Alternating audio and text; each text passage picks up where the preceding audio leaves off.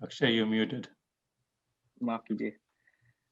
नमस्कार दोस्तों, Harvard India conference के इस खास पेशकश में आपका बहुत बहुत स्वागत है। जो साथी अमेरिका से जुड़े हैं उन्हें हमारा गुड मॉर्निंग, और जो हिंदुस्तान से जुड़े हैं उन्हें गुड इवनिंग। मेरा नाम अक्षय मराठे है और मैं हार्वर्ड कैनेडी स्कूल में फर्स्ट ईयर का छात्र हूँ। आज हमारे कॉन्फ्रेंस का तीसरा दिन है और हमारे साथ आज एक खास मेहमान जुड़ रहे हैं, जिन्हें आप चंद्रशेखर आजाद या रावण के नाम से भी जानते हैं। चंद्रशेखर जी ने दलित और पिछड़े वर्गों के हकों और सम्मान की लड़ाई लड़ने के लिए भीम आर्मी का गठन किया था, और 2020 में यानी पिछले साल उन्होंने आजाद समाज पार्टी की स्थापना कर कर सक्रिय राजनीति में एक नई शुरुआत भी की है।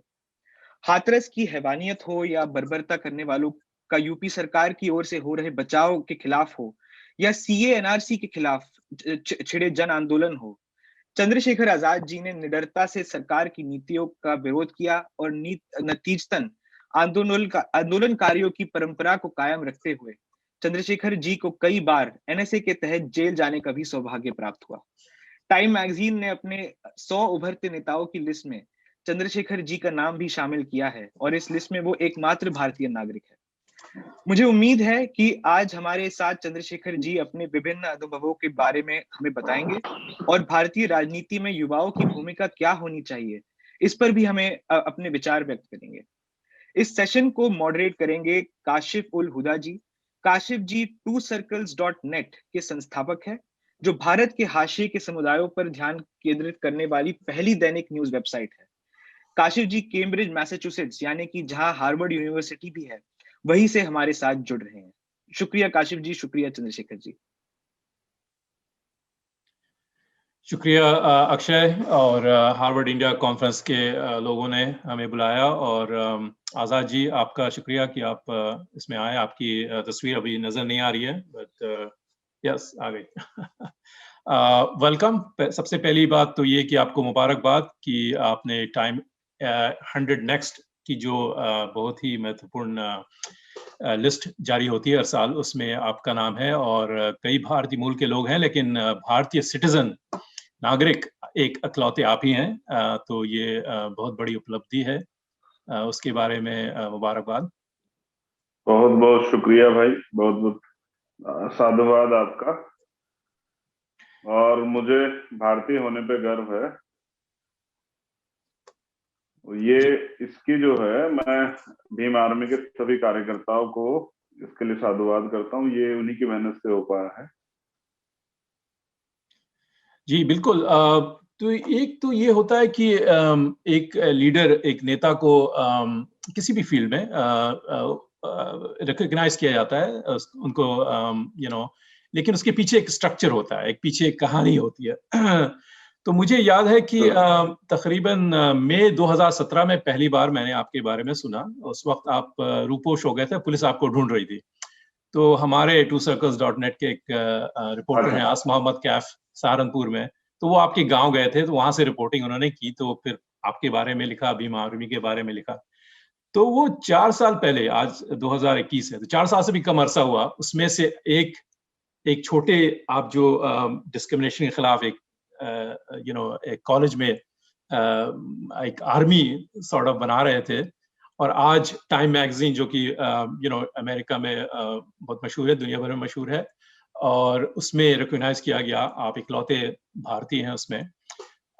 तो वो सफर कैसा था, किस तरह से एक छोटे से इसमें होके, खासकर आप देखिए कि आपकी भूमिका जो है और आपकी बैकग्राउंड जो है सियासी नहीं है, राइट? आपके परिवार वाले लोग सियासी नहीं है, कोई नेता या राजनेता के आप फैमिली से नहीं आते हैं, और किसी अमीर फैमिली से नहीं आते हैं। तो उसके बारे में आप जरा बताएं, आपकी जर्नी कैसी रही यहाँ तक की, अब तक की।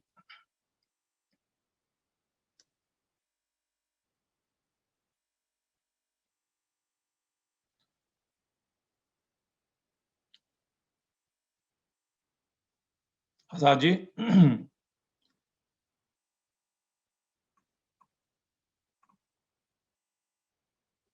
Looks like we lost him.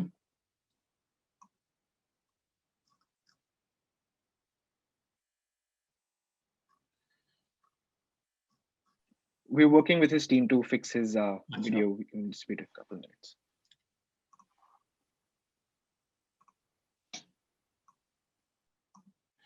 तब तक मैं कुछ जी आगे आजाद साहब, आजाद साहब आपसे मैं ये पूछना जा रहा था कि आपकी जो सफर रहा है अब तक का, वो कैसा सफर रहा, उसके बारे में आप जरा कुछ बताएं।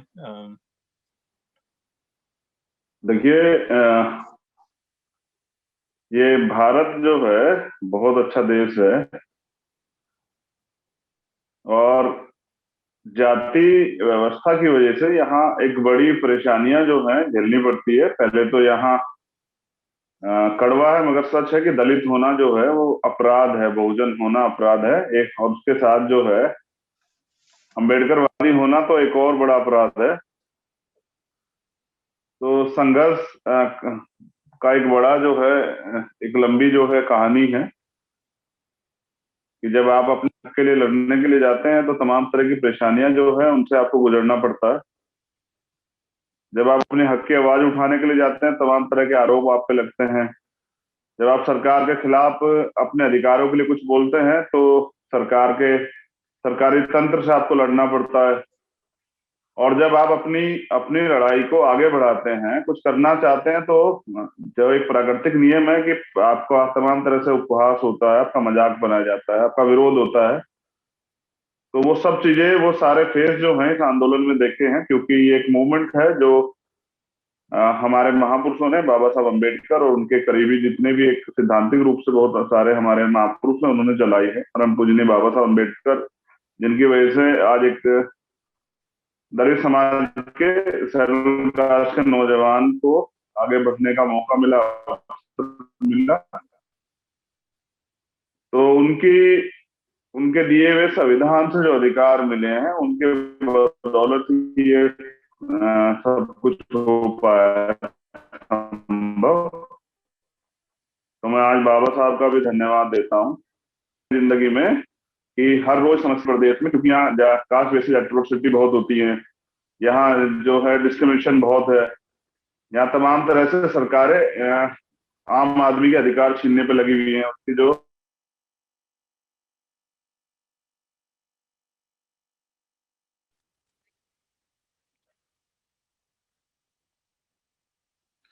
तो आजाद साहब, आपको मेरी आवाज आ रही है? हाँ, मुझे आ रही है, मगर ये बार बार कट जा रहा है, बीच बीच में कट जा रहा है। ये भारत का विकास है, जो कि डिजिटल इंडिया कहते हैं, लेकिन अभी तक हमारी कनेक्शन जो है बहुत ही कमजोर है।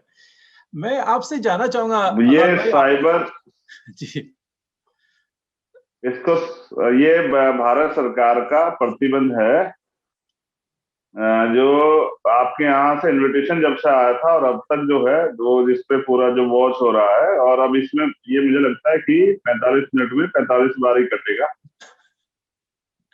जी, क्योंकि यहाँ बोलने की आजादी नहीं है जी।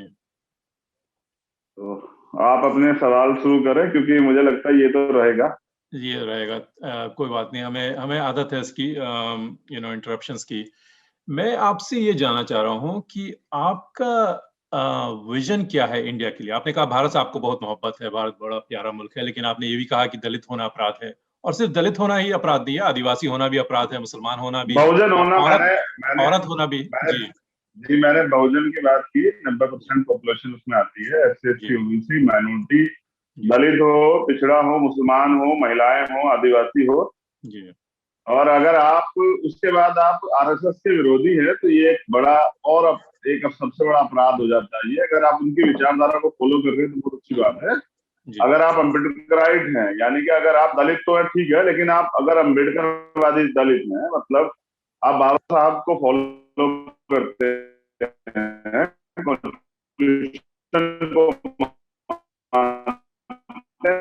ये ज्यादा खतरनाक, ये अपराध है, इस पेपर पर कार्रवाई होती है, NSA लगती है। तो विजन की बात आप कर रहे थे, और आजाद भारत के बाद लोकतंत्र आया देश के अंदर, सभी को संवैधानिक अधिकार मिले, वोट का अधिकार मिला और तमाम तरह के अधिकार मिले, लेकिन आज तक भी सामाजिक गैर बराबरी खत्म नहीं हुई है। आज भी भारत में मुझसे रखने पे, घोड़ी पे बैठने पे और तमाम तरह से शादी ब्याह जो है अपनी जाति में करना पड़ेगा, और भी तमाम तरह के डिस्क्रिमिनेशन है। आप स्कूल में पढ़ने जाओगे वहां तमाम तरह की परेशानियां हैं, आप नौकरी करोगे वहां परेशानियां हैं। और देखिए तमाम तरह की जो अधिकार आपको कॉन्स्टिट्यूशन ने दिए हैं, उनके खिलाफ रोज जो है बातें होंगी। तो बहुत सारी समस्या है जिसमें मुझे लगता है कि समता, समानता, बंधुत्व पर आधारित गैर बराबरी के खिलाफ जो है एक अच्छा समाज बनाना, और एक ऐसा भारत जिसमें कॉन्स्टिट्यूशन का जो प्रिम्बल है, वो प्रिम्बल जो है वो उस पर आधारित भारत, जिसमें सबको बराबर के अधिकार हो, जिसमें फंडामेंटल राइट्स का आदमी प्रयोग कर पाए। एक ऐसा भारत जिसमें गैर बराबरी ना हो, एक ऐसा भारत जो जाति आधारित, जिसमें जो है दंश ना हो, जाति आधारित शोषण ना हो, तो सामाजिक न्याय के जो मूल्य हैं उनको स्थापित करता हुआ भारत, और जिसमें गरीब वंचित वर्ग के लोगों को भी बराबर की हिस्सेदारी मिले और उनको देश की सेवा करने का मौका मिले। आजाद जी, आपकी बात से पूरी तरह मैं सहमत हूँ। इसी हार्वर्ड में भारत के मुख्य न्यायाधीश भी आ चुके हैं, दूसरे मिनिस्टर्स भी आ चुके हैं, और जब से उनसे बात पूछी जाती है, सवाल पूछा जाता है कि भाई सबके साथ डिस्क्रिमिनेशन होता है इंडिया में, तो उसके बारे में आप क्या कहेंगे? उनका जवाब ये होता है कि देखिए भाई, हमारी कॉन्स्टिट्यूशन ने, हमारे संविधान ने सारे डिस्क्रिमिनेशन खत्म कर दिए हैं। तो आप जो कह रहे हैं, on paper that is true, constitution में डिस्क्रिमिनेशन है नहीं कास्ट के बेसिस पे या किसी और बेसिस पे, उसके बावजूद मुझे आवाज नहीं आई। अच्छा, मुझे भाई आपकी आवाज नहीं आई, आपने जो पिछली 4 लाइन की, 2-3 लाइनें की, मुझे आवाज नहीं आई, और मैं बिना सुने नहीं बोल पाऊंगा। जी जी, मैं दोहराता हूँ फिर से। मैं ये कह रहा हूँ कि ऑन पेपर संविधान में जो है लिखा हुआ है कि डिस्क्रिमिनेशन नहीं होना। जो विजन आप इंडिया का दे रहे हैं ऑन पेपर तो है, ठीक है, लेकिन रियलिटी अलग है, और वही आपकी लड़ाई भी है। लेकिन आप बताएं कि क्या प्रैक्टिकल स्टेप्स आप खुद, आपकी पार्टी, आपकी ऑर्गेनाइजेशन लेंगी, जो कि वो आपका जो है कि भेदभाव वाली समाज दूर हो जाए, इंडिया में ना हो? कैसे हम उसको अचीव करेंगे?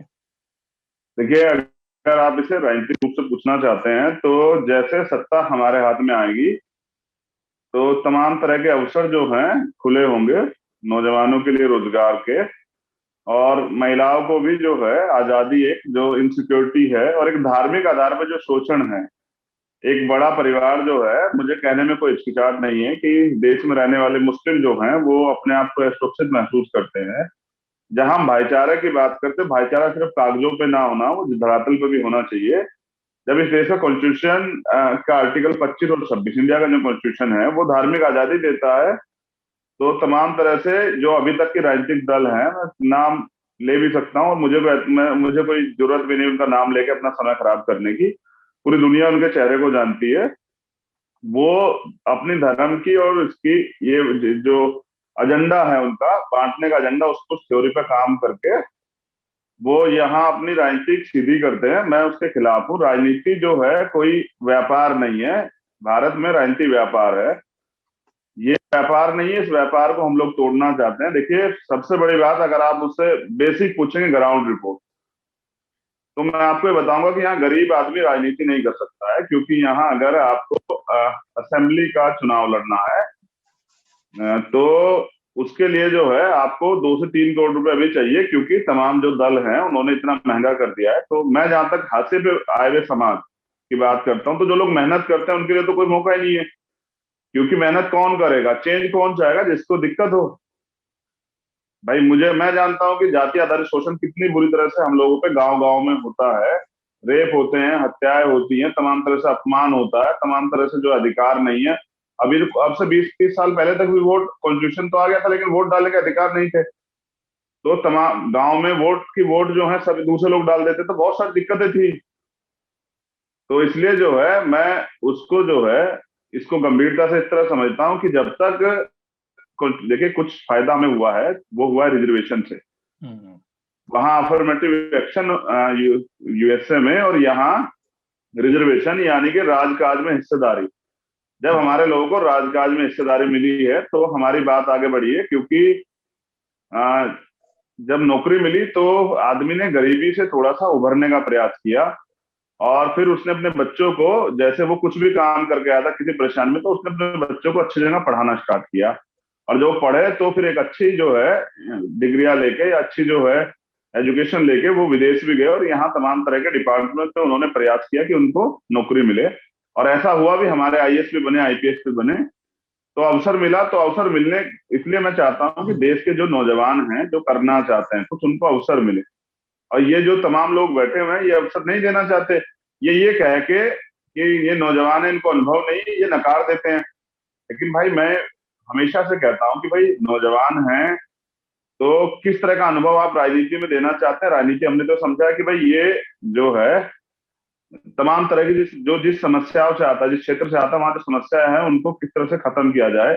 और लोकतंत्र बना इसलिए था कि हाशिए पे जो समाज है, इतने बड़े जो कंट्री है, इसमें जो गांव गांव में लोग रहते हैं, जो बड़ा समाज गांव में रहता है, उन तक उनकी सुविधाएं कैसे पहुंचाया जाए। इसलिए पूरा सिस्टम बना, ब्यूरोक्रेसी बनी, तमाम तरह के अधिकारी कर्मचारियों की पोस्टिंग किया गया कि भाई ये चैनल बन जाएगा, सरकार जो भी नीति भेजेगी आखिरी व्यक्ति तक पहुंच जाएगी। लेकिन 1 रुपया जो एक आदमी के लिए 1 रुपया चलता है, वो चोर बाजारी में, घोटालेबाजी में, भ्रष्टाचार में आते आते 0.5 तक उस आदमी तक पहुंचता है। और वो भी उस व्यक्ति तक पहुंचता है जो व्यक्ति उस सरकार की विचारधारा का है, यानी कि आम आदमी को कोई अधिकार नहीं। आजाद साहब, एक तो जब अवसर मिलेगा जी, एक तो भेदभाव या डिस्क्रिमिनेशन होता है, उसके जब अवसर मिलेगा, जी हाँ, पॉलिटिकल फाइट है जो कि आप लड़ रहे हैं। और जैसे कि बाबा साहब ने रिजर्वेशन का बेनिफिट दिया, आपने कहा उससे बहुत फायदा हुआ है, बिल्कुल सही बात है। इकोनॉमिक जो है मार्जिनलाइजेशन था वो कुछ कम हुआ है पिछले 70 सालों में। लेकिन जो सोशल मार्जिनलाइजेशन है, जो कि भेदभाव है, जैसे किसी दलित के साथ बैठ के खाना नहीं खाना है, या कोई दलित मिनिस्टर भी आ जाए मंदिर में तो उसके बाद गंगा जल से वो पूरा सफाई करते हैं मंदिर की। ये जो डिस्क्रिमिनेशन है, सोशल डिस्क्रिमिनेशन, राइट, उसके लिए तो पॉलिटिकल फाइट से चीजें नहीं बदलेंगी। उसके लिए आप क्या सोचते हैं, क्या सोशल मूवमेंट होगा, कौन लीड करेगा और किस तरह से उसको एड्रेस किया जाए? देखिए, 2 चीजें हैं। आप सच कहने को कह रहे हैं मुझे जी, और जब ये लोगों के बीच चला जाएगा तो लोग समझ जाएंगे कि हम लोग क्या सोचते हैं। देखिए, बाबा साहब ने भी कहा कि पॉलिटिक्स द मास्टर की। देखिए, सोचिए कि जब हमारा प्राइम मिनिस्टर होगा तो मुझे लगता है कि फिर हाशिए पे आए हुए समाज के लिए भी नीतियां बनेगी, उनको ऊपर उठाने का भी काम होगा, उनके लिए उनके आर्थिक सशक्तिकरण का भी काम होगा। और जब मुझे लगता है सरकारें हमारी होंगी तो ये कास्ट बेस्ड डिस्क्रिमिनेशन जो होता है, जिस तरह से इनको पॉलिटिकली सपोर्ट होता है, जैसे किसी ने किसी व्यक्ति पे अत्याचार किया तो, या भेदभाव किया, या गैर बराबरी के का भी कोई भी जो है मानक जो है उसने पार किया, तो जब उन पर सख्त कार्रवाइयां होंगी तो मुझे लगता है कि उससे दूसरे लोगों में ये सामाजिक संदेश जाएगा कि भाई नहीं, ऐसा नहीं करना है, इस पर कार्रवाई होगी। अभी क्या होता है कि जैसे हाथरस का मामला हम लोग ले लेते हैं कि आप देखो, न्याय हुआ, कॉन्स्टिट्यूशन ने राइट दिया कि न्याय जन्मसिद्ध अधिकार है, मिलेगा। लेकिन क्या हुआ कि पीड़ित बच्ची को न्याय देने की बजाय जो है सरकार के इशारे पे उस बच्ची का शव जो है वो जला दिया जाता है कचरे की तरह रात को 2:30 बजे। यानी कि डिस्क्रिमिनेशन का जो राइट है वो भी खत्म कर दिया जाता है, क्रिमिनेशन का जो राइट है, ठीक है। उसके अलावा पीड़ित परिवार को बंद कर दिया जाता है, जबकि होता क्या है कि पीड़ित परिवार के प्रति संवेदनाएं भी होती है और जो न्यायिक ड्यूटियां होती है वो पूरी करनी होती है प्रशासन को, वो भी खत्म हो जाती है। तो मुझे ऐसा लगता है कि हम लोग तो हमेशा से भाईचारे की और तमाम तरह की बात करते रहे, लेकिन जो लोग सत्ता में बैठे हुए हैं वो अपराधियों को संरक्षण करते हैं। कई मामलों में ऐसा देखा गया। अभी उन्नाव का एक बड़ा मामला चल रहा है, मैं कल उधर मूव करूंगा। मैं आज पूरी ईमानदारी से बता रहा हूँ कि मैं हार्वर्ड बात करने के लिए था, इसलिए वहां नहीं गया क्योंकि मुझे पता था कि लास्ट टाइम जब मुझे हार्वर्ड से इनविटेशन आया था तो मैं CNPR NRC आंदोलन में था, तो पुलिस ने सरकार के इशारे पे मुझे जेल डाल दिया और मैं 28 दिन तक जो है जेल में रहा। वो मेरा इन्विटेशन जो है वो इन्विटेशन नहीं बना रह गया।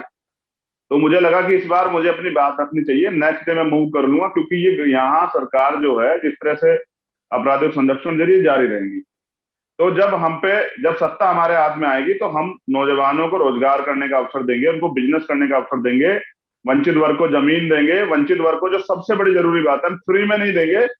तमाम तरह की राजनीति करने वाले लोग फ्री की बात करते हैं, हम उनको अच्छी शिक्षा देंगे, हम उनको साक्षर करने के लिए नहीं, शिक्षित करने के लिए जाएंगे। हम सामाजिक आजाद भाई, आप तमाम लोगों को जो है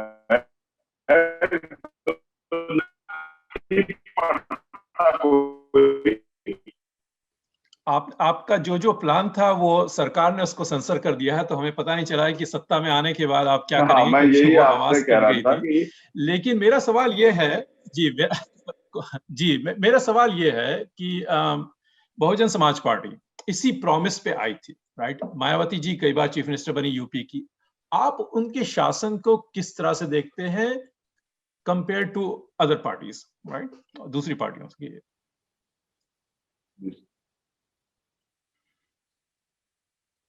देखिए, मैं अच्छी तरह से देखता हूँ और मुझे अच्छा शासन जो है रहा है।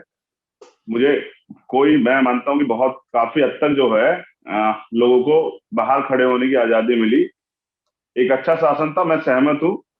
लेकिन जब बहुजन समाज पार्टी ने अपनी नीतियां बदली, जब मतलब वो हाशिए पे आए हुए वर्ग के लिए आए थे काम करने के लिए, उनके नारे थे, जैसे उनका नारा था बहुजन हिताय बहुजन सुखाय, यानी कि शोषित वंचित वर्ग के अधिकारों के लिए आंदोलन संघर्ष। जैसे उनका नारा था, जिसकी इतनी संख्या भारी उसकी इतनी हिस्सेदारी। तो जैसे उनका नारा था, जो बहुजन की बात करेगा वो दिल्ली पे राज करेगा। जैसे उनका नारा था, वोट हमारा राज तुम्हारा, नहीं चलेगा नहीं चलेगा। तो वो तमाम जो नारे थे ना, वो सिंबल थे, और वो आम आदमी जब उनको सुनता था तो उसके ऊपर एक इम्पैक्ट पड़ता था कि ये हमारी बात है। लेकिन जब वो नारे बदले तो नारों के साथ नीति भी बदल गई है। देखिए, मैं ये कहना चाहता हूँ कि आरएसएस भी बाबा साहब की बात करता है, तो भारतीय जनता पार्टी भी बाबा साहब की बात करती है, लेकिन बाबा साहब के सिद्धांतों पे तो नहीं चलती है जी। तो मैं बहुजन समाज पार्टी के जो संस्थापक थे, मेरे गुरु मान्यवर साहब श्री काशीराम, मैं उनको राजनीतिक गुरु भी मानता हूँ अपना जी। और उन्होंने जो सिद्धांत पैदा किए, मैं उन सिद्धांतों को ही ये मानता हूँ कि वो एक लिखित सत्य है, और अगर आपको राजनीति करनी है तो उन पे चलना चाहिए। आपको सामाजिक भाईचारा बनाना पड़ेगा। मैं उस पर बात करूंगा, लेकिन मैं जो बात आपको कर रहा था वो ये थी कि काशीराम साहब सैद्धांतिक थे और उन्होंने उस सिद्धांत को जिंदा रखा, और उनकी वजह से बहुजन समाज पार्टी पूरे देश में जी। सबसे बड़ी पार्टी जो है पिछले 12 सालों के अंदर बन गई, मतलब तीसरी बड़ी पार्टी, एक बहुजनों की सबसे बड़ी पार्टी, बिल्कुल, जिसको पहचान मिली। और वो काफी सारे प्रदेशों में उनको वोट मतलब उनके एमपी एमएलए जीते। जी हाँ। और इस पे अगर आप मुझे 5 मिनट दें इसी विषय पे, जी, तो एक ठोस मैं एक नीति को पे बात करूंगा। बिल्कुल, लेकिन बिल्कुल। मैं इस आज यहाँ हार्वर्ड पे इस पे बात नहीं करना चाह रहा। ये तो मुझे बहुत मौके मिलेंगे यहाँ वो करने के, अच्छा, बहुजन समाज के बारे में और यहाँ के तमाम राजनीतिक दलों के बारे में। अच्छा। देखिए, मैं 2 मिनट में एक चीज बताता हूँ और ये आपको समझ बिल्कुल आएगी काशिफ भाई, मैं गारंटी देता हूँ कि आपको एकदम क्लियर हो जाएगा। मैं चाहूंगा कि पहले एक बार हम ना इस पे जो ये ऊपर से वो हो रहा है, इसको एक बार आप हटा दें तो ज्यादा अच्छा रहेगा। इसको जो है ना डिस्प्ले पे जी, क्या अब जो तमाम तरह के वो आ रहे हैं ना, वो मेरे ख्याल से आपकी तरफ से है स्क्रीन पे क्वेश्चन एंड आंसर्स। वो हाँ, वो बंद कर सकते हैं उसको। आपकी टीम उसको बंद कर दे। हो गया काशिफ भाई? देखिए, बाबा साहब अम्बेडकर ने वोट का अधिकार देके कॉन्स्टिट्यूशन में ब्लूप्रिंट बनाया। जी। तो तमाम तरह के जो राजनीतिक दल और उस समय के जो सरकारें थी, उनको ये लगा कि भाई उनमें चर्चाएं हुई कि वोट का अधिकार तो इनके पास चला गया है, अब ये लोग सरकार बनाएंगे।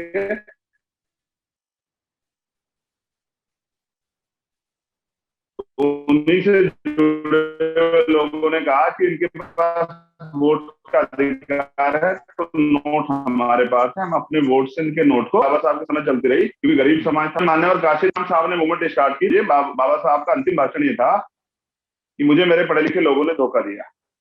तो पढ़ लिख के जो लोग थे, उन लोगों ने जो नौकरी पेशे वाले हो चुके थे बहुजन समाज के, उनका एक संगठन मान्यवर काशीराम साहब ने तैयार किया, जिसका नाम था बामसेफ। जी जी। ठीक है, तो बामसेफ जो है बहुजन मूवमेंट बैकवर्ड से ही काशीराम साहब ने स्टार्ट की, जिसमें minority, schedule caste, schedule tribe के लोगों को अधिकारी कर्मचारियों का संगठन बना के उनको तैयार किया। तो काशीराम साहब कहते थे जिस समाज की गैर राजनीतिक जड़ें मजबूत होती है उनकी राजनीति कामयाब होती है। तो बिना राजनीतिक सामाजिक एकता के राजनीतिक दल वो पेड़ है जो वो पौधा है जो हल्के से हवा के झोंके से गिर जाएगा। ये काशीराम साहब का सिद्धांत। तो उन्होंने गांव गांव जाके गैर राजनीतिक जड़ें मजबूत की और बहुजन भाईचारा तैयार।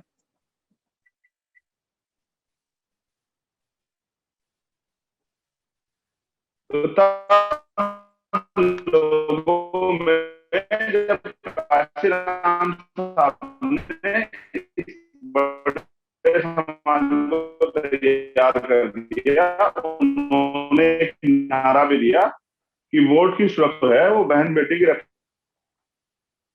और उन्होंने वोट का अधिकार अब करना शुरू किया। अंतर में फिर से चर्चा हुई कि भाई और इनका वोट तैयार भी हो गया तो अब तो ये लोग राजा बन जाए।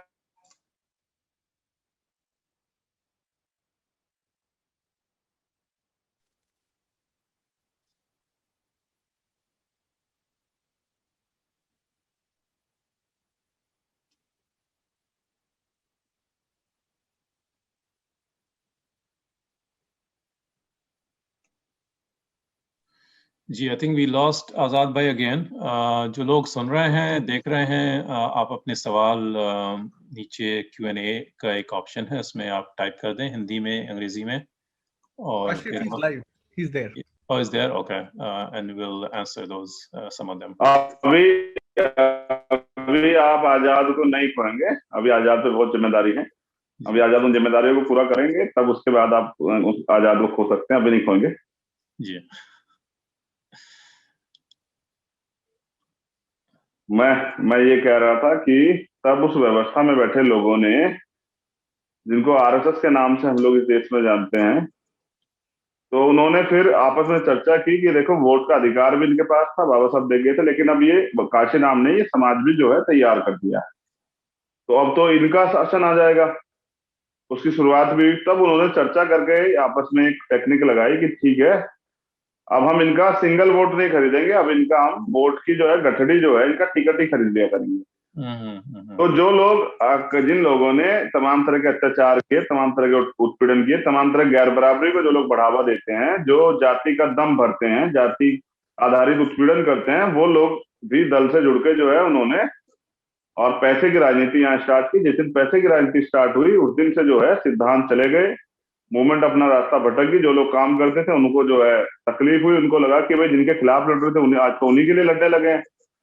तो फिर जहां हाशिए पे आए वर्ग को नेता बनना चाहिए था, नेता वो होता है, नेता का काम सिर्फ पैसे कमाना नहीं होता है, नेता का काम होता है कि वो उस समाज में जो परेशानियां हैं उन परेशानियों को दूर करने के लिए रास्ते ढूंढे।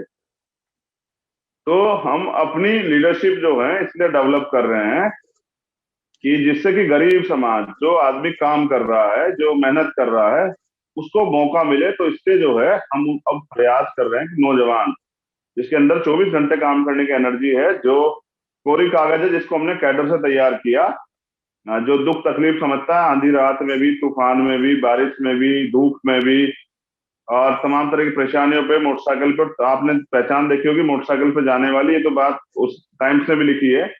तो जो मोटरसाइकिल पे भी जाके अपना काम करता है और गरीबों को न्याय दिलाने के लिए लड़ता है, उस युवा को मौका देने के लिए मैंने आजाद समाज पार्टी का गठन किया।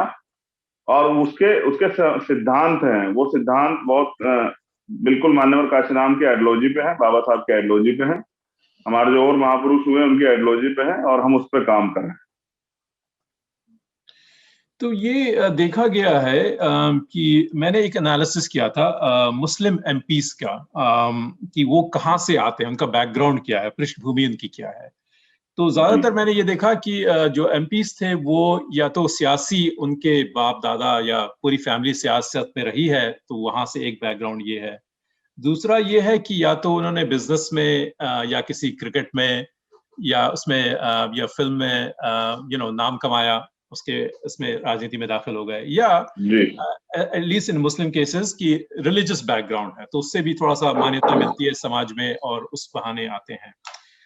अगर इन सब चीजों को हटा दिया जाए, और खासकर जो हम हाशिए की बात करते हैं लोगों की, खासकर युवाओं की, जो जिनका ये बैकग्राउंड नहीं है, और आपने कहा कि 100 करोड़ रुपए चाहिए इलेक्शन लड़ने के लिए, तो वैसे युवा जो कि दिल उनका बिल्कुल सही जगह पर है, लेकिन उनके पास इतने रिसोर्सेज नहीं हैं कि इलेक्शन में आए या फुल टाइम ये काम करें, ये काम भी फुल टाइम करना है, तो उसको भी रोजी रोटी चाहिए ना, उसको भी खाने का एक सर पे छत चाहिए और खाने का को इंतजाम चाहिए। तो कैसे खासकर ऐसे मार्जिनलाइज बच्चों को जिनकी फैमिली को भी सपोर्ट करना है और समाज के लिए भी काम करना है, वो कैसे आएंगे, और आपकी ऑर्गेनाइजेशन कैसे उसको सपोर्ट कर रही है वैसे युवाओं को?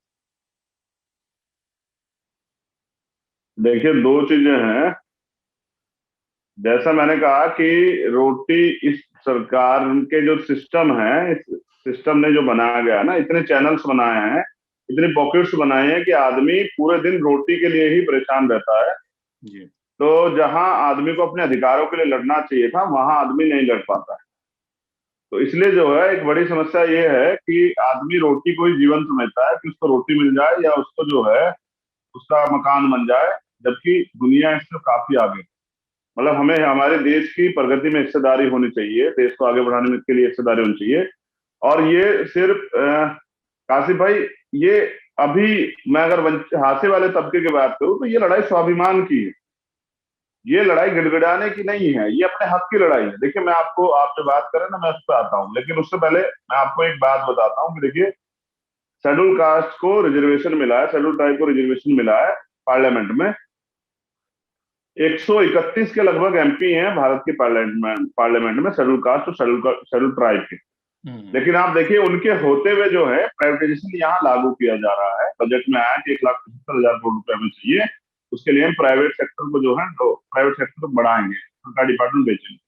एक एमपी ने नहीं बोला, एक एमपी को परेशानी नहीं हुई। मैं जानता हूँ प्राइवेट सेक्टर आएंगे तो रिजर्वेशन खत्म हो जाएगा, रिजर्वेशन खत्म हो जाएगा तो जिस तरह का डिस्क्रिमिनेशन यहाँ है, जहां लोग आज भी इस तरह के भेदभाव करते हैं, वहां कौन नौकरी देगा? तो प्राइवेट एक तरह की गुलामी है, क्योंकि यहाँ कोई मतलब फंडामेंटल राइट्स जो है और फंडामेंटल ड्यूटी जो है उसका उसके कोई वैल्यू ही नहीं है। मतलब आदमी कदर नहीं करता है, जानवरों की करता है। वो आज भी जो है अपने पास में बिठाने में, तमाम तरह से जो है शेयर करने में चीजों को अपनी बेइज्जती, अपमान समझता है जी। तो वो इतने एमपी होके भी वो अपने लोगों की हक की लड़ाई नहीं लड़ रहे हैं। तो ऐसी राजनीति से शेड्यूल कास्ट और शेड्यूल ट्राइब के लोगों को मिल क्या रहा है? उनकी तो आज भी जो जमीनें उनके पास है छीनी जा रही है, उन पर कास्ट बेस्ड एट्रोसिटी बढ़ रही है, उनके अधिकार खत्म किए जा रहे हैं। जिस संविधान ने अधिकार दिए उनको भी जो है वो संविधान ही धीरे धीरे खत्म किया जा रहा है, लेकिन वो लोग चुप हैं। तो ऐसी राजनीति से गरीबों को, इस वर्ग का तो कोई भला नहीं हो सकता। ऐसा ही मुस्लिम भाइयों के साथ है कि जब सीए एनपीआर एनआरसी के कानून को लेके आया गया तो तमाम लोग जो है सियासी लोग घर बैठे हुए थे, ठीक है। तो लड़ने के लिए फिर कौन आया? वही जो अपने रोटी की लड़ाई भी लड़ रहा था वो या तो इन सरकारों ने लगातार उनकी हत्याएं भी की। जैसे उत्तर प्रदेश में एक दिन में 20 से 22 हत्याएं, कोई नहीं बोला। उनके बच्चों को भी दफनाने के लिए दूसरी जगह जो है घर से बहुत दूर, जिस तरह का मुस्लिम अपना वो है रिलीजन जो है, अपना जो है तरह के तमाम तरह की वो मान्यताएं हैं, वो अपनी तरफ से काम करते हैं। बहुत दूर दूर उनके बच्चों के शव भी नहीं दिए गए। उनसे कहा गया कि ये तब मिलेंगे जब आप एक शर्त पर की कोई कार्रवाई की मांग नहीं करेंगे और यहाँ दफनाएंगे तब आपको मिलेंगे। तो डरे हुए लोगों ने स्वीकार कर लिया। तो ये ऐसी सियासत में हम लोगों को क्या मिल रहा है? क्या मुसलमानों को रोजगार मिला? क्या मुस्लिम बच्चों पे जिस तरह से आज जो है, आज भी किसी को उठा के जेल में बंद कर दे, जिस तरह दलित समाज के बच्चे अगर आवाज उठाने के लिए आते हैं तो उनको जो है जेल में बंद कर देते हैं। अगर वो आंदोलन, अगर देखिए वो कोई घटना हुई, आप सरकार प्रशासन से कहीं कार्रवाई कर दो तो कोई कार्रवाई नहीं होगी, उल्टा आपको डराने के लिए झूठे मुकदमे हो जाएंगे। आप आवाज उठाओगे तो आपको जो जेल में बंद कर दिया जाएगा। फिर अगर और कुछ करोगे तो सीबीआई है, ईडी है, इनकम टैक्स है, एनआईए, तमाम तरह के जन से जो है इनका दुरुपयोग होगा। तो डराकर सत्ता जो है पे काबिज है यहाँ सिस्टम में बैठे लोग।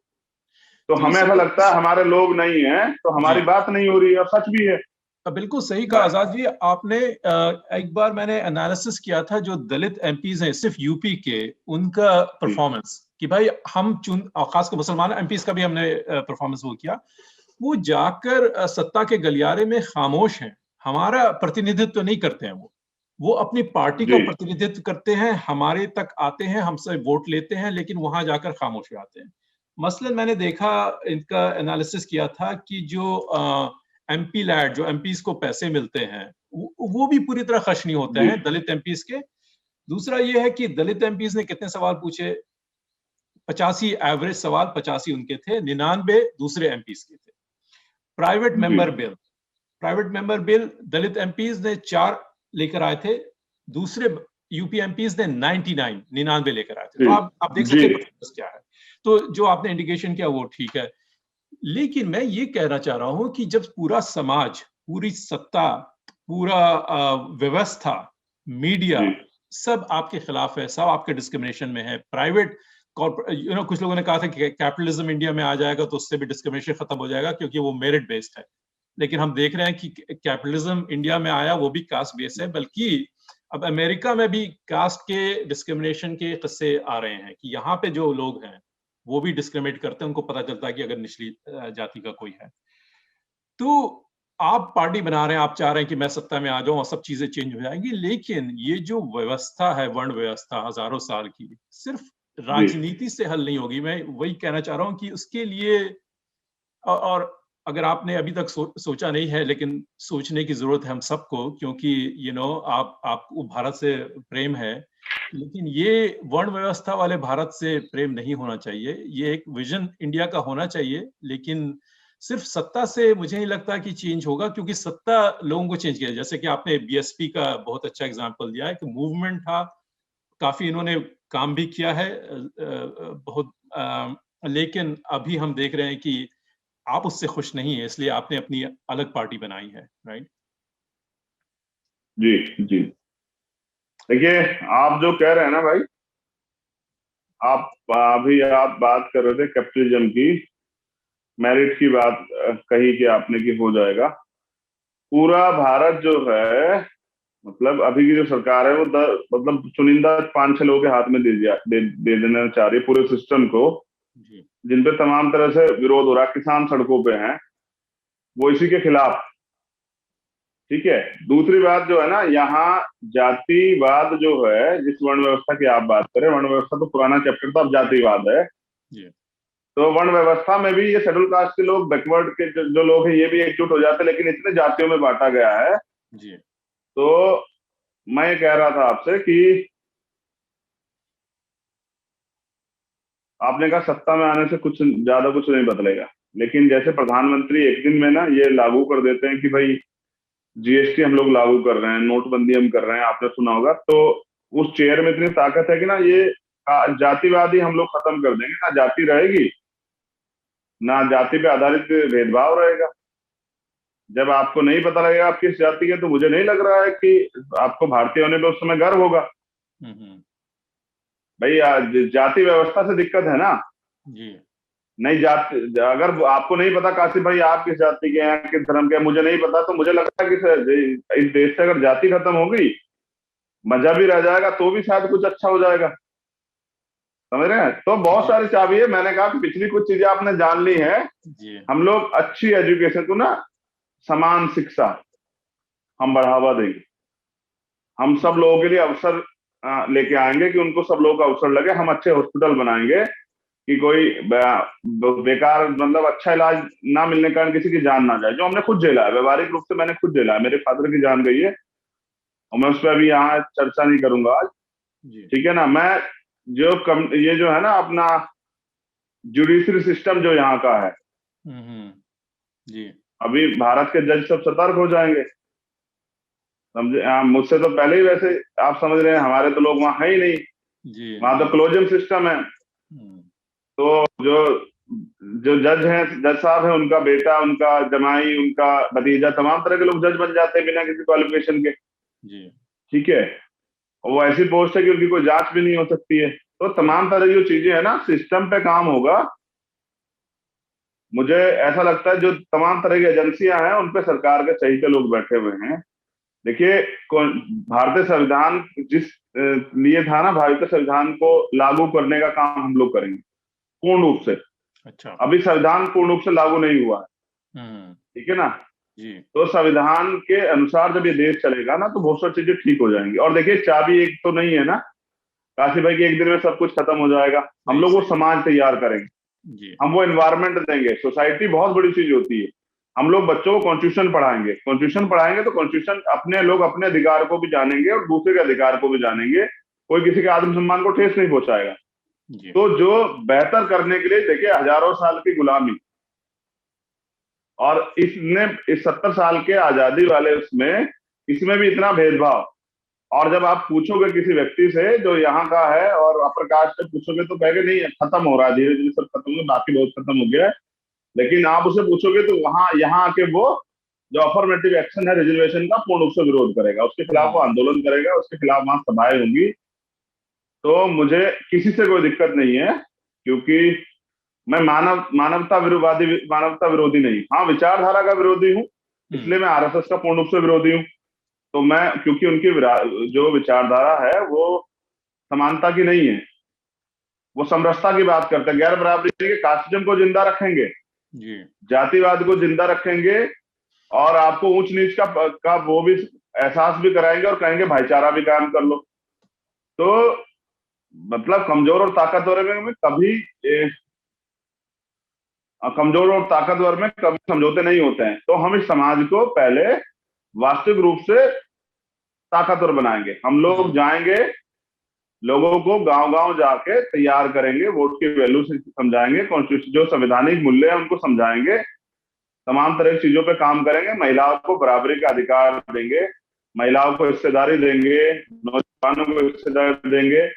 जो सिद्धांत है कि सबको जो अवसर मिले, तो अपने अपने पार्टी का कॉन्स्टिट्यूशन बनाया है उसमें तमाम तरह की चीजें डेवलप की हैं। वो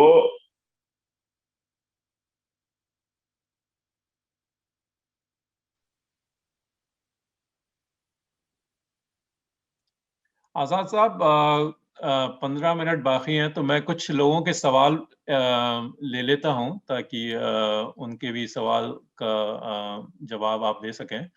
एक सवाल है पायल जी का, पायल बोरखंडे, उन्होंने पूछा है कि भारत की जो सरकार है वो रिजर्वेशन का जो बेनिफिट है उसको डाइल्यूट यानी कमजोर करना चाह रही है, जैसे कि प्राइवेटाइजेशन हो रहा है, SC/ST एक्ट में अमेंडमेंट लेकर आ रहे हैं।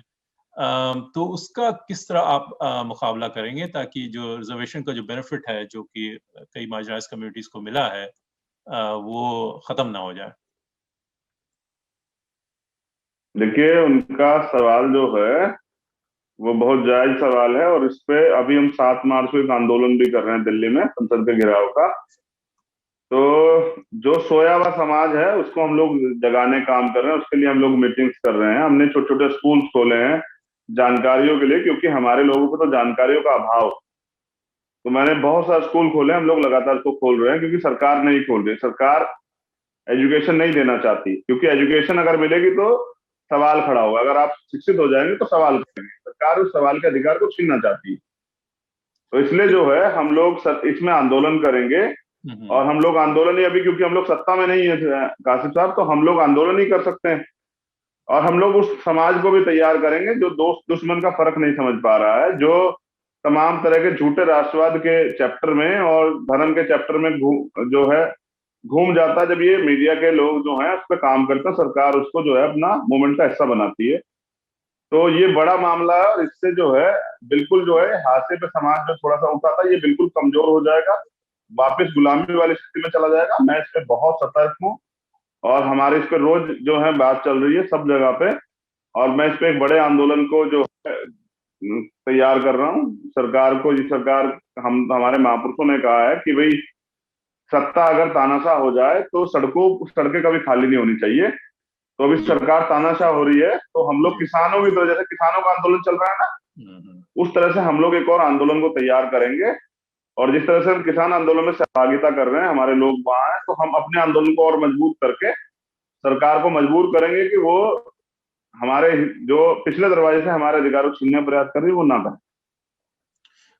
कुछ सवाल EVM या इलेक्ट्रॉनिक वोटिंग मशीन पर आए हैं कि आपका उसके बारे में क्या विचार है, कि आप इसको विरोध करते हैं? क्योंकि उसके बारे में बहुत सवाल उठे हैं कि टेक्निकल इश्यूज है या हैकिंग हो सकती है। तो उसके बारे में आपका आपका क्या विचार है? देखिए, इस पे सीधी बात तो ये है कि बहुत लोग उसका विरोध कर रहे हैं और तमाम राजनीतिक दल भी उसका विरोध करते हैं। लेकिन विरोध राजनीतिक दल तब करते हैं जब वो चुनाव हार जाते हैं।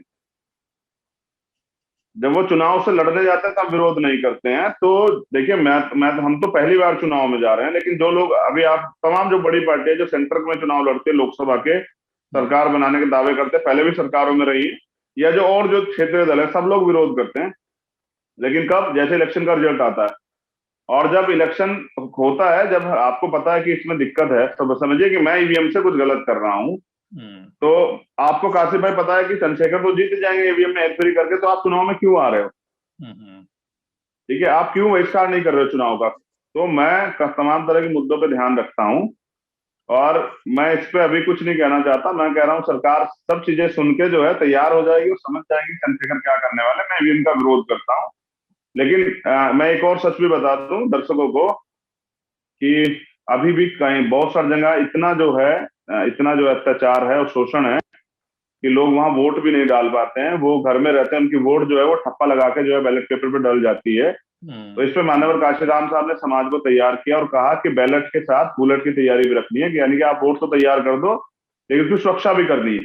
तो भीम आर्मी एक इतनी बड़ी फोर्स है जिसका डंडा और झंडा दोनों मजबूत, जो अपनी वोटों की सुरक्षा भी कर सकती है और अपने वोट को तैयार भी कर रही है। तो इसलिए जो है हमारे लगातार कैडर कैंप चलते रहते हैं और हम लोग सभी मुद्दों पे लोगों को जागरूक करते रहते हैं। जागरूकता बहुत जरूरी है। अभी आप इंडिया में पूछोगे कितने भी जो आपके पास मिनिस्टर वगैरह आपने बुलाए होंगे ना, आप अगर पूछोगे तो कॉन्स्टिट्यूशन का एक आर्टिकल पूछ लोगे तो उनकी नींद हराम हो जाएगी, क्योंकि एक्चुअली उनको उससे मतलब ही नहीं है। वो अपने अपने एजेंडा पे काम कर रहे हैं। और जो राजनीतिक दल हैं उनके जो उनमें जो काम करने वाले लोग, चाहे वो शेड्यूल कास्ट के हों, बैकवर्ड के हों, माइनॉरिटी के हों, वो अपनी पार्टी के प्रति समर्पित है, ना कि अपनी कम्युनिटी के प्रति।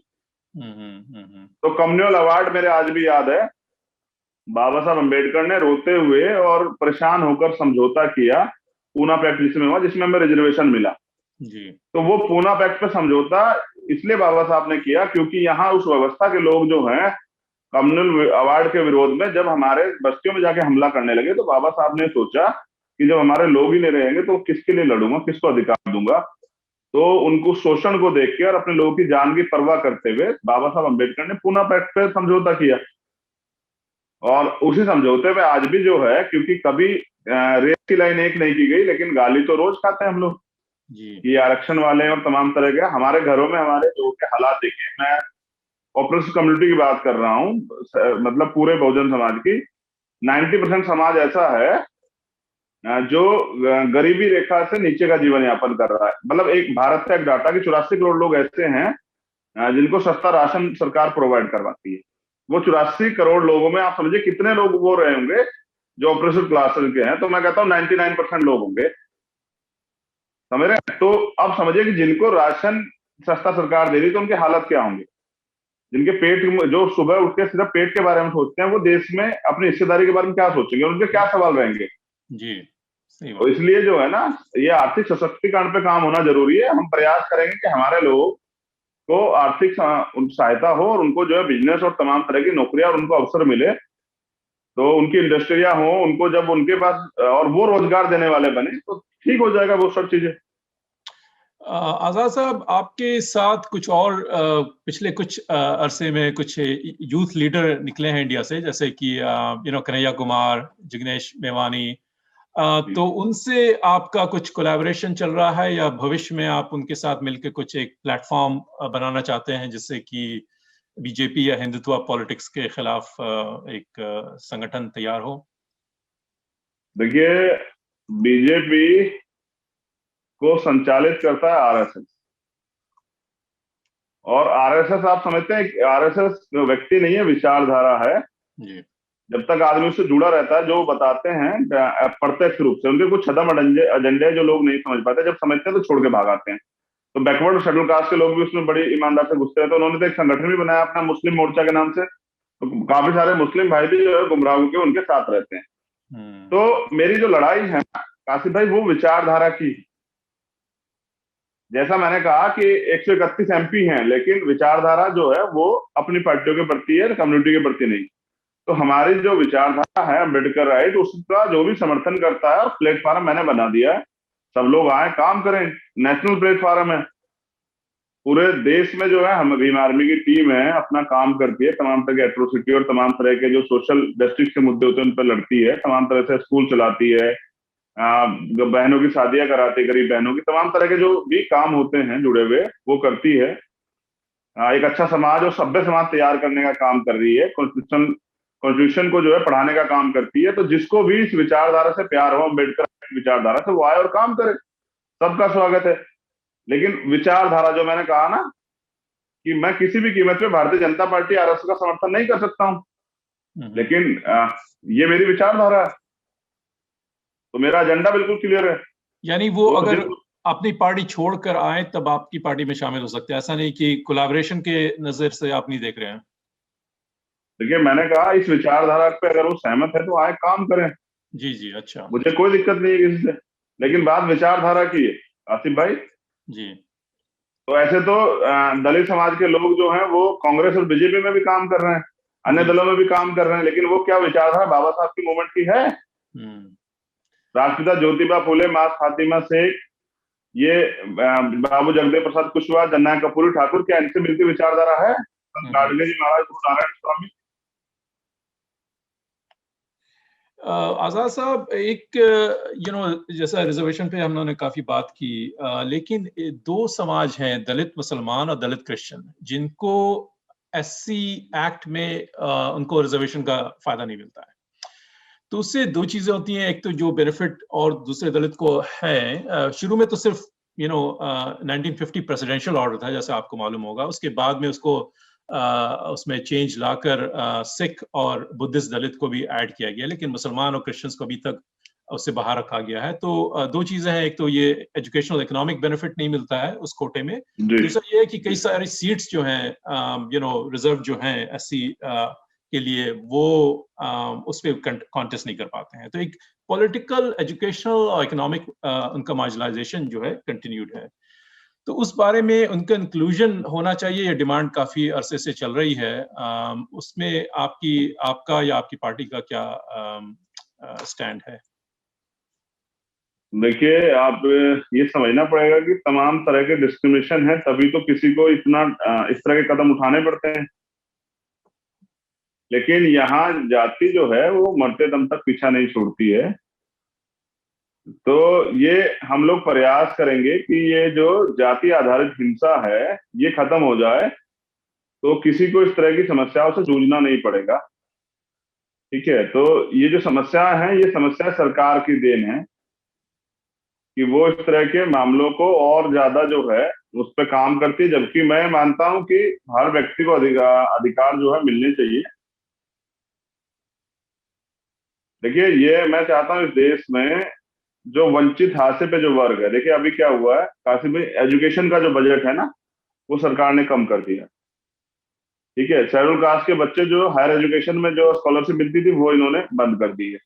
मतलब इन्होंने एक तरह से आगे बढ़ने का रास्ता खत्म कर दिया। तो ये कर इसलिए रहे हैं क्योंकि आज क्या है कि आज आप हमारे पास जो है यहाँ से जो है पढ़ के और जब आगे जाने का मौका मिला तो बहुत सारे एनआरआई हुए हमारे पास। अब हमारे पास सूरज हेगड़े हैं जो यहाँ से जाके वहां जो है हार्वर्ड में पढ़ाई करते हैं। हमारे पास तमाम हम पे और भी बहुत सारे लोग हैं जिनको अवसर मिलने के बाद उन्होंने उस अवसर पे काम किया।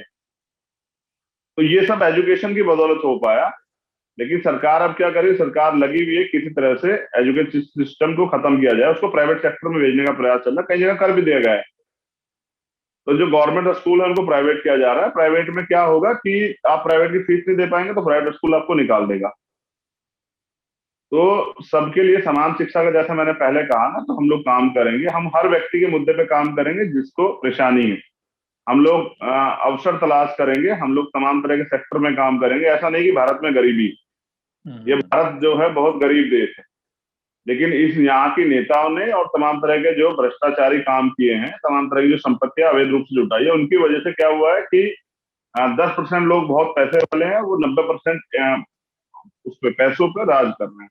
यानी कि 90% पैसों से 10% लोग जो हैं उनपे वो स्टोर किए हुए हैं, और 90% पीपल जो हैं, जो लोग हैं भारत के, वो 10% पैसे सर्वाइव कर रहे हैं। कुछ लोग तो अगर शाम में रोटी मिल जाती है तो वो इसको खुदा का, ईश्वर का शुक्र मान के जो है उसको सूखी रोटी को भी खा के ऊपर जाते हैं। तो यहाँ अमीरों के जो है जो जानवर है उनके लिए भी एसी लगा हुआ है, और गरीब लोग यहाँ पंखे नहीं है, समझिए कि घर ही नहीं है। जी जी। सरकार ने दावा किया कि हमने बहुत सारे सभी को आवास दिए हैं। अभी उन्नाव जो घटना हुई है जी वहां आप देखिए कि किसी भी व्यक्ति पे जो है वो जिनके जो परिवार है उन पे कच्चे घर हैं अभी भी। तो ऑपरेशन कम्युनिटी के जितने भी लोग हैं वो जिस भी जाति धर्म में हैं, हम उन सब लोगों के लिए काम करेंगे, और मैं विश्वास दिलाता हूं कि हम किसी को निराश नहीं करेंगे। हम सबके साथ खड़े हुए हैं, क्योंकि जैसे जैसे हमें अवसर मिलेगा हम गांव में इसलिए जाते हैं, और हमने इसलिए संगठन खड़ा किया है कि गांव में से जुड़ी परेशानियों को हम लोग जान सके, और वो फिर जब हमारी टेबल पे हम उस पर काम कर सकें। जब आपको परेशानियों का नहीं पता होगा तो आप काम क्या करेंगे? तो अलग अलग क्षेत्र हैं, अलग अलग समस्याएं हैं, हम सब पे काम करेंगे। और पहला हमारा लक्ष्य ये होगा कि आर्थिक सशक्तिकरण पे हम लोग काम करें। तो जब आदमी पैसे से संपन्न होगा तो वो अपनी ऊर्जा को जो है देश हित में भी लगाएगा, यानी कि जब उसको एक अच्छा प्लेटफॉर्म मिलेगा तो वो काम करेगा। आजाद साहब, सवाल तो बहुत हैं और हमारा वक्त खत्म हो रहा है, और आपको भी मेरे ख्याल से कहीं जाना है। एक आखिरी सवाल, बहुत ही इंटरेस्टिंग सवाल है, तो ये संतोष हदीमानी जी का सवाल है। उन्होंने कहा है कि बाबा साहब का ख्वाब था एनिहिलेशन ऑफ कास्ट, राइट? उन्होंने किताब लिखी कि जातिवाद खत्म होना चाहिए। तो सवाल यह है कि ये किसकी जिम्मेदारी है कि जातिवाद खत्म होना चाहिए? दलितों की जिम्मेदारी है या सवर्णा को इस पे काम करना चाहिए? किसको इस पे काम करना चाहिए? देखिए, ये देश के हर व्यक्ति की जिम्मेदारी है। जैसे कॉन्स्टिट्यूशन, इंडियन कॉन्स्टिट्यूशन का आर्टिकल 51 का जो ए है वो ये कहता है कि देश के प्रत्येक व्यक्ति को, मतलब फंडामेंटल ड्यूटी है ये, भारतीय संविधान की सुरक्षा करनी चाहिए। लेकिन इस देश में कुछ लोग जो है संविधान को संसद, मतलब देश की पार्लियामेंट के सामने खड़े होकर जलाते हैं। तो उन लोगों को जो जातीय हिंसा करते हैं और जो जाति पे का दंश भरते हैं, जो जाति का अभिमान रखते हैं, जो जाति को गौरवान्वित समझते हैं, हम लोगों ने तो नहीं बनाई है। जिन्होंने बनाई उनको इस पर शर्म आनी चाहिए कि उन्होंने क्या बनाया, इससे इतना डिस्क्रिमिनेशन हुआ कि आज दुनिया में जो है हमारी जो बदनामी होती है इस वजह से, कि देखिए कितना भेदभाव है। तो मैंने कहा कि ये कर, सबसे बड़ी सी बात है कि कर कौन सकता है। देखिए, जाति की वजह से ऑपरेशन क्लास को यहाँ मिला अत्याचार। जब उनको जो है पैदा होते ही उनको जाति की वजह से उनको नीच साबित कर दिया जाता है, उनको जो है छोटा साबित कर दिया जाता है, उनको जो है उनका कॉन्फिडेंस लेवल जो है जगह जगह पे उनको अपमानित किया जाता है, उनको उनका कॉन्फिडेंस लेवल डाउन किया जाता है। तो जैसा मैंने कहा कि देखिए प्रतिभा है, और देखिए जवाब कितना प्यारा है काशिफ भाई। टाइम्स मैगजीन में एक अम्बेडकरवादी ने, एक बहुजन समाज के बेटे ने, एक दलित बेटे ने जगह बनाई, तो देश के लिए गौरव की बात है कि भाई भारत का एकमात्र व्यक्ति जो है 136.64 करोड़ की आबादी से एक व्यक्ति का चयन हुआ, तो देश को खुश होना चाहिए था। लेकिन देखिए सर, अब आप खुश तो नहीं है कोई, कौन खुश नहीं है? ऑपरेशन क्लासेस के लोग तो खुश हैं, उनको तो नया एक अच्छा वो लग रहा है कि उनके लिए कुछ अच्छा होगा, और उनका जिस व्यक्ति को अवसर मिला वो कुछ करेगा। लेकिन आपने देखो कल से हमारे इंडिया में चल रहा है, कुछ न्यूज चैनल चला रहे हैं, मैं उनका भी धन्यवाद करता हूँ। वो कह रहे हैं कि भाई ये कैसे हो गया, ये किसने कर दिया इसको, तो वहां इसको 10 लोग नहीं जानते, इसको ये नहीं करते हैं। तो मतलब उनको ये, उनके लिए गौरव का विषय नहीं है, जबकि ये भारत के लिए उपलब्धि थी कि इसमें भारत का को सम्मानित किया हुआ है भारत को। लेकिन वो उपलब्धि नहीं है। उपलब्धि सिर्फ इसलिए नहीं कि चंद्रशेखर शेड्यूल कास्ट से आता है, वो दलित जाति का है। तो ये उपलब्धि इसलिए नहीं है। अगर ये अपर कास्ट से कोई होता तो हम लोग खूब इस पे जो है तमाम तरह की बात करते। तो ये इसलिए मैं आपको कह रहा हूं कि जिनको दिक्कत है वो तो हम हैं, और जिन्होंने हमारे अधिकारों को डकारा, और ये जो हमको रोज सुबह शाम ये बताते हैं कि हम नीचे जाति के हैं, वो लोग इसको खत्म नहीं करेंगे, क्योंकि फायदा उनको, हमें नुकसान, समझ रहे हैं? तो हम करेंगे खत्म। मैं आपको पूर्ण विश्वास दिलाता हूं। मैंने आपको बैठते ही कहा कि बाबा साहब की जो बुक है ना, जिसका संतोष जी ने जिक्र किया, एनिहिलेशन ऑफ कास्ट, जाति का बीज नाश, तो अगर मैं 10 साल जिया, मैं आपको वचन देता हूं कि हम लोग इतनी मेहनत से काम करेंगे कि जब हम पे पावर होगी तो हम सबसे पहले इस देश से जाति खत्म करें, और संतोष जी को जो है एक अच्छा जो है अवसर देंगे उनके सवाल के जवाब का, करके दिखाएंगे, बोलेंगे नहीं। इस पे आपकी मेरी शुभकामनाएं, और जो भी लोग जातिवाद खत्म करना चाहते हैं उनका सपोर्ट और उनकी दुआएं आपके साथ हैं कि ये हो। जी बहुत बिल्कुल शुक्रिया। सही जी। आप हमारे साथ आए, 1 घंटा आपने हमारा वक्त दिया, बहुत बहुत शुक्रिया। अक्षय। चंद्रशेखर आशीष साहब, आजाद मैं जी और जी बोलिए बोलिए। अक्षय अक्षय हैं यहाँ। मैं ये कहना चाहता हूँ कि हम लोग अवसर की तलाश में हैं, और जिसमें अवसर मिलेगा तो मैं विश्वास कराता हूँ, क्योंकि ये हम लोग इस देश से प्यार करते हैं, ये हमारा देश है। हम भारत को नई ऊंचाइयों पे लेके जाएंगे और हम तमाम तरह के भेदभाव के खिलाफ काम करेंगे। हम अपने भारत को फिर से सोने की चिड़िया बनाएंगे, और ये जाति का और तमाम तरह की जो परेशानियां देश के अंदर है, इन पे बहुत सतर्कता से और जिम्मेदारी से काम करेंगे। अगर मतलब किसी को अवसर मिलता है तो उसकी जिम्मेदारी बनती है कि वो काम करे। तो जिन लोगों ने नहीं किया, मैं उन पर नहीं कुछ कहना चाहूंगा, लेकिन अगर हमें मिलेगा तो हम लोग करेंगे, और इसके लिए हम ग्राउंड लेवल पे काम कर रहे हैं। हम तैयार कर रहे हैं उस जनता को जो यहाँ सरकार, लोकतंत्र में सरकार बनाती है। तो हम लोग अभी काम करेंगे और मौके देंगे। जो मीडिया भी तमाम तरह के लोग हमसे नाराज रहते हैं, या जिनके कैमरे में हम लोग कभी आते नहीं थे, आज आ भी गए हैं आलोचना के लिए, उनको दोबारा से आलोचना करने का मौका देंगे। हम उस सफलता को दोबारा प्राप्त करेंगे और हम उस पर काम करेंगे। बहुत बहुत शुक्रिया चंद्रशेखर जी और काशिफ फलूदा जी, आप दोनों को ही हमारे साथ जुड़ने के लिए। आपने बाबा साहेब अम्बेडकर जी के वजह से मिले रिजर्वेशन की बात करी, जिसे आपने कहा राजकाज में हिस्सेदारी। इससे पॉलिटिकल एम्पावरमेंट तो कुछ हद तक हासिल हुआ है, या आपने भी कहा, लेकिन सोशल एम्पावरमेंट की लड़ाई अभी बाकी है, जारी है। हार्वर्ड में मैं आपको बताना चाहूंगा, पिछले कुछ सालों में एंटी रेसिज्म के साथ साथ जातिवाद पर भी बात शुरू हुई है। ये काफी नहीं है, मगर मैं समझता हूं कि शुरुआत कहीं ना कहीं से तो करनी ही पड़ती है। जैसे आपने आखिर में कहा, देश के हर नागरिक की जिम्मेदारी है कि जातिवाद को खत्म किया जाए। हार्वर्ड के गलियारों में भी भारतीय छात्रों की ओर से जातिवाद को खत्म करने की कोशिश होगी, ये हमारी भी उम्मीद है। अभी इंडिया बहुत अच्छा कदम, कॉन्फ्रेंस, सराहनीय। मैं बहुत बहुत स्वागत शुक्रिया, करता हूँ। शुक्रिया चंद्रशेखर जी। अभी लेकिन इंडिया कॉन्फ्रेंस समाप्त नहीं हुआ। मैं चाहता हूं कि मेरे कॉलीग अगर स्क्रीन पर वो शेयर करें।